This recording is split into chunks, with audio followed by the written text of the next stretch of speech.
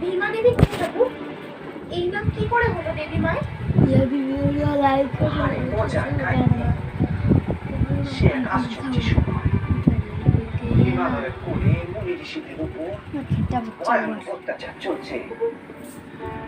ধ্বংস হয়ে যাচ্ছে বন জঙ্গল, পশু পাখি, পৃথিবীর তাপ বাড়ছে। আর তাপ বাড়লে কি হয়ে জানিস তো? তাপ বাড়লে বাড়ে শোক। কথায় কয় নে, শোক তাপ। এমন সময় পাণ্ডবরা আবার তৈরি হচ্ছে ধর্মযুদ্ধের জন্যে। মধ্যম পাণ্ডব ভীমের উপরে এসে পড়লো এক গুরু দায়িত্ব। সে দায়িত্ব দিলেন ধর্মপুত্র যুধিষ্ঠির। অঙ্গার সম জ্বলন্ত, তবু আজ্ঞা বহন করতে আমি প্রতিজ্ঞাবদ্ধ। হে যুবক,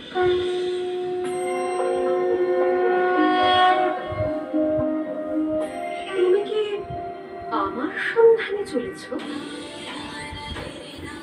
আমাকে আমার স্থানচ্যুত করবে এমন স্পর্ধাত্মা? অপরাধ ক্ষমা কর মা, আমি ভীম, শ্রীকৃষ্ণ আর যুধিষ্ঠিরের আগ্রহ মাত্র। আমার উপর আদেশ, কুরুক্ষেত্রের রণাঙ্গনে তোমার আশীর্বাদ অপরিহার্য। তাই তোমাকে সেই স্থানে নিয়ে যেতে হবে। মা, আমি কেউ নই। পুত্র, তোমাকে আমি চিনি। তুমি বলশালী মধ্যম পাণ্ডব। তুমি তো মহান বলশালী। তুমি নিশ্চয়ই আমাকে ক্রোড়ে বহন করে নিয়ে যেতে সমর্থ হবে। নচেৎ আমি অপারগ। এতটা দূরত্ব অতিক্রম করা আমার পদযুগলের পক্ষে সম্ভব নয়। তুমি ত্রিভুবনের ভার বহন করো, আমার স্পর্ধা কি যে তোমার ভার বহন করব? সে ক্ষমতার অধিকারী কে? তবে সবই তো তোমার মায়া। তুমি যদি আজ্ঞা দাও, তবে সেই ভার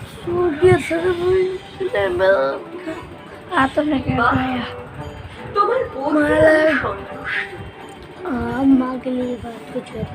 আমি তোমার সঙ্গে যাব। তবে এক শর্ত আছে। আমাকে নিয়ে তোমাকে অতিক্রম করতে হবে এই উত্তুঙ্গ মরুতীর্থ হিংলাজ। যদি ক্লান্ত হয়ে তুমি আমাকে কোনো স্থানে ভূমিতে ক্ষণমাত্র স্থাপন করো, তবে আমি সেখানেই প্রতিষ্ঠিত হব। আমাকে আর স্থানান্তরিত করতে পারবে না। না না, আমি কুরুক্ষেত্রের আগে তোমাকে ভূমি স্পর্শ করাবো না। বেশ, তবে আমাকে উত্তোলন করো।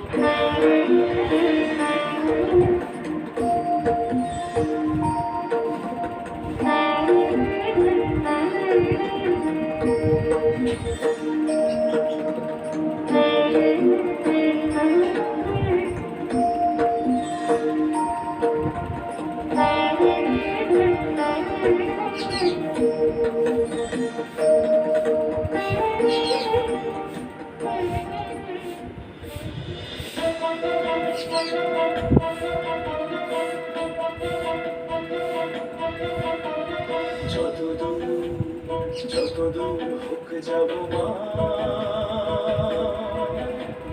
সন্তান স্নেহ দূরে রয়েছে তোমায় তোড়ে, রয়েছে তোমায় তোড়ে।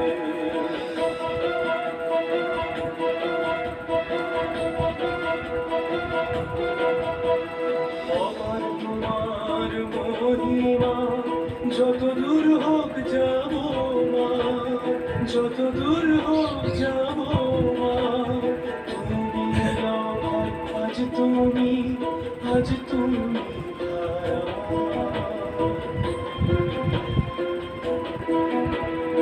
এ বোধ বোঝাতে পারি না, যতদূর হোক যাব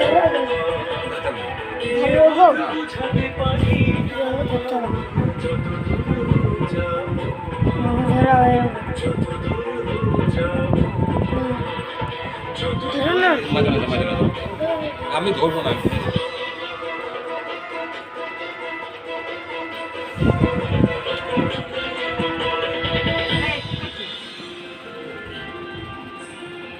ভিডিও করতে ইউটিউবে শৃঙ্গ তো অতিক্রম করে এলাম, এবার অবতরণের পথ। কিন্তু পিপাসায় যে বুক ফেটে যাচ্ছে। ঠিক আছে, এই গদাঘাতে ভূমি চূর্ণ করে জল বের করি।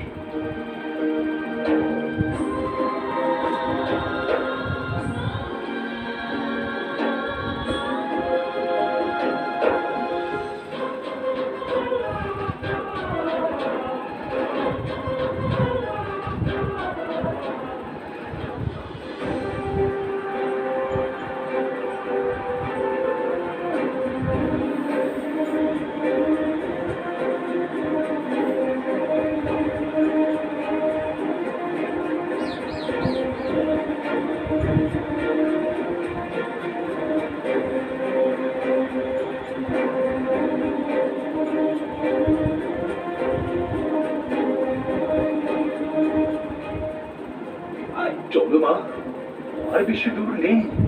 ওই তো কুরুক্ষেত্র দেখা যাচ্ছে। শ্রীকৃষ্ণ, যুধিষ্ঠির, অর্জুন সকলেই তোমার আগমনের অপেক্ষায় আছে। তোমার আরাধনা করে আজ যুদ্ধ শুরু হবে মা।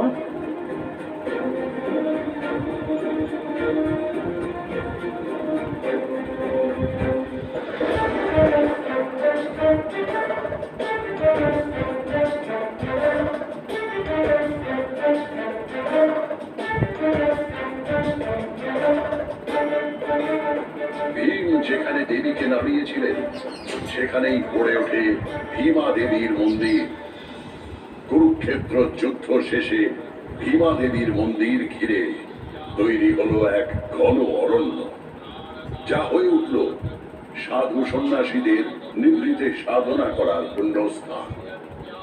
কিন্তু এই পুণ্যস্থানও কলুষিত হলো অসুরদের উৎপাতে।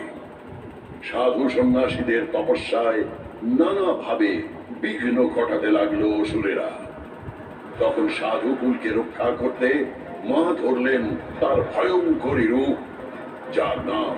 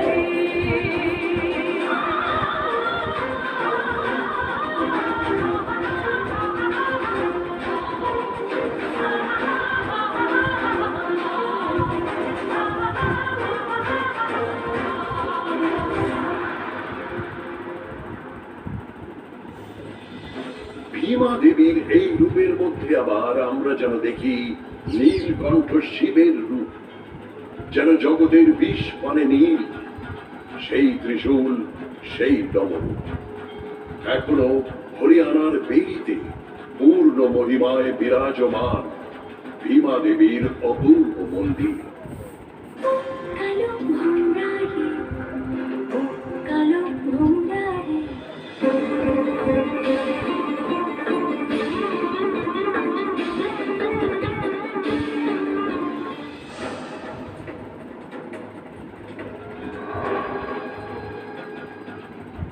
আপনার এই মাসের মাইনেটা দিন বলুন। তীর্থঙ্করের হাজুদবাসের পর সেনগুপ্ত বিলা ছেড়ে আলোদের ঠাঁই হচ্ছে ভাড়া বাড়িতে। আলো তো এখনো ফিরল না রে, বরপক্ষের আশীর্বাদে প্রণামী কিনে আনবে ও। আলো আজ মাইনে পেয়ে সব নিয়ে আসবে কাকেমণি। আর মিষ্টিটা সেও আলো নিয়ে আসবে।